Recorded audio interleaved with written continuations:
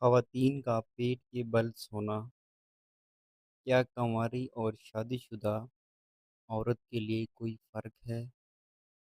کیا آپ نے کبھی سوچا ہے کہ رات کو پیٹ کے بل سونا خواتین کے لیے کیسا ہے؟ کیا کنواری اور شادی شدہ عورت کے لیے اس کا حکم یا اثر مختلف ہوتا ہے؟ حقیقت یہ ہے کہ صرف شادی شدہ یا کنواری ہونے کی وجہ سے سونے کی اس میں پوزیشن میں کوئی الگ فرق ثابت نہیں ہوتا۔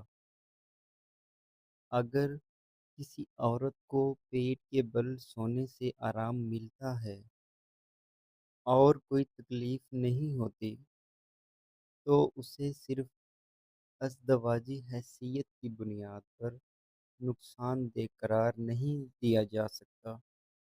اسلامی نقطہ نظر سے بھی اس موضوع پر ایسی کوئی بات نہیں۔ کنواری عورت کے لیے یہ شادی شدہ عورت کے لیے اور الگ حکم رکھتا ہے۔ اور جہاں تک مولانا جلال الدین رومی کا تعلق ہے،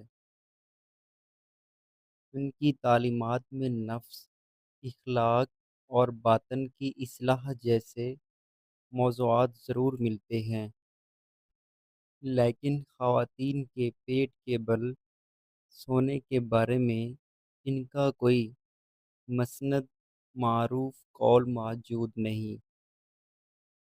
لہٰذا ایسی باتوں کو رومی یا دین کی طرف منسوب کرنے سے پہلے مستند حوالہ ضرور دیکھنا چاہیے۔